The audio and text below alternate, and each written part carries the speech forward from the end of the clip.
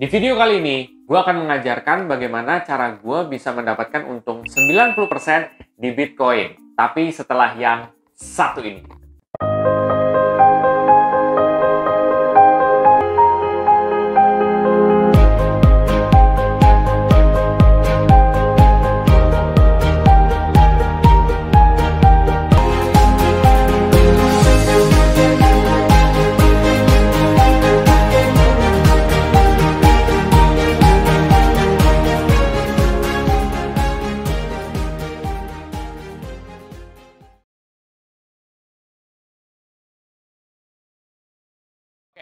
Jadi teman-teman, kita mulai sama-sama.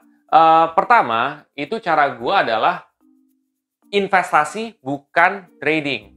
Kenapa? Karena sebenarnya mungkin teman-teman di rumah akan bertanya, kenapa gue Bitcoin malah diinvestasiin bukan di tradingin gitu kan? Karena kalau misalkan lo trading kan, lo dalam jangka pendek lo niat untuk mendapatkan keuntungan. Tapi kalau gue tidak seperti itu, gue melihat jangka panjang itu seperti apa gitu loh. Kira-kira bisa diraih nggak nih untung besar di ke depan hari? Mungkin gue akan berkaca kepada kinerja masa lalu ya. Lo mungkin ingat dulu ketika awal Bitcoin itu ada, kita tuh awal pada ragu semua. Even Warren Buffett pun ragu gitu kan. Wah ini investasi gimana nih? Ah ini kayaknya bukan investasi nih, bakal begini, bakal begitu. Tapi sekarang lo saksiin sendiri kan bahwa Bitcoin ternyata bisa mencapai level tinggi juga ratusan juta gitu loh. Bahkan gue nggak tahu ya, if I'm not mistaken, now is 300 million gitu. Udah 300 juta rupiah gitu kan. Itu gede sekali gitu loh. Coba lo bayangin ketika dulu lo nanemin satu Bitcoin ketika harganya itu masih mungkin 1 juta. Nah sekarang kalau lo udah taruh itu nominal duitnya, itu lo udah dapat berapa sekarang? Udah berkali-kali lipat. Tapi kalau misalkan lo mungkin mau meraih keuntungan dalam jangka pendek, lu nggak akan bisa dapat sebesar itu gitu. Nah makanya itu kalau gue sendiri, gue tujuannya itu untuk jangka panjang teman-teman. Itu yang pertama teman-teman. Yang kedua yang gue lakuin adalah gue tetap harus mengawasi per kuartal ya. Per 3 bulan atau 4 bulan gue tuh selalu mengawasi terus tuh bagaimana lonjakan naik turunnya. Oke? Karena gue pengen tahu nih kalau misalkan turun ya seperti apa, sedahsyat apa, dan ternyata teman-teman memang Bitcoin itu untungnya bisa gede banget gitu kan.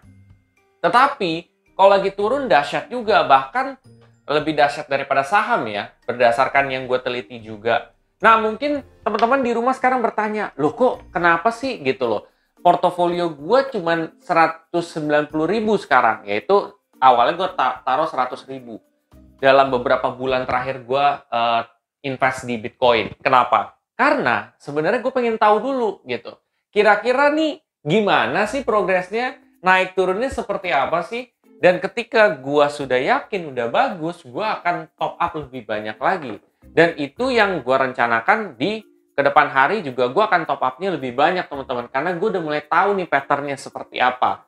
Nah itu yang mungkin teman-teman bisa contoh juga dari gua. Karena di situ awal-awal kalau kita tidak tahu sesuatu jangan taruh langsung banyak gitu. Kita pelajari dulu lebih dalam itu seperti apa, penurunannya seperti apa, resikonya seperti apa gitu kan. Dan setelah kalian udah tahu, kalian bisa tuh pakai sebagian dana kalian untuk invest di cryptocurrency. Tetapi saran gua adalah tidak menaruh dalam jumlah yang lebih banyak dibandingkan saham ataupun reksadana ataupun ya investasi lain. Kenapa? Padahal kan untungnya gede kan? Kenapa? Karena gini teman-teman, kalian harus mengingat bahwa setiap keuntungan besar itu pasti dibarengi dengan risiko yang besar. Dan supaya portofolio kalian juga balance. Di saat seperti ini, kalian tuh akan lebih baik taruh saham banyak, reksadana banyak. Tetapi kalau ini tuh harus ya lumayan lah, nggak usah terlalu banyak. Kenapa? Karena sebenarnya penaikan dan penurunannya itu tidak ada dasar yang benar-benar signifikan, teman-teman. Maksudnya seperti apa? Karena kalau Bitcoin itu naik turunnya sepengetahuan gue karena ada permintaan dan penawaran. Ya itu gitu loh. Kalau misalkan permintaannya tinggi dan penawarannya sudah mulai rendah, otomatis harga Bitcoin akan naik gitu. Dan kalau misalkan dia naik terus berarti yang ditawarkan lebih sedikit nih. Makanya permintaannya banyak kan. Nah, itu yang terjadi. Sedangkan kalau misalkan saham, itu case-nya beda, teman-teman. Kalau misalkan saham, itu dia lebih memang dia volatile juga, tetapi dia ada alasannya gitu. Kita ambil contoh misalkan, oh saham ini lagi naik nih, karena memang kinerja perusahaannya lagi bagus gitu loh. Jadi itu reasonable dong, perusahaannya bagus. Tetapi kalau ini tuh karena demand dan supply gitu. Makanya itu gue tidak menyarankan untuk lebih banyak dibandingkan saham ataupun reksadana. Itu opini gue teman-teman. Bisa jadi di luar sana teman-teman punya pendapat yang beda. Dan itu tidak apa-apa juga. Mudah-mudahan rahasia atau mungkin sesuatu yang gue sharingin hari ini bisa membuat teman-teman mau mulai nih untuk trading atau investasi seperti itu. Tetapi ingat selalu pakai uang dingin teman-teman. Atau uang yang tidak mengganggu kebutuhan sehari-hari kalian. Seperti itu teman-teman. Buat teman-teman yang mau mulai daftar, itu bisa klik yang ada di deskripsi di bawah gue juga. Nanti teman-teman bisa mulai daftar tuh ke salah satu platform.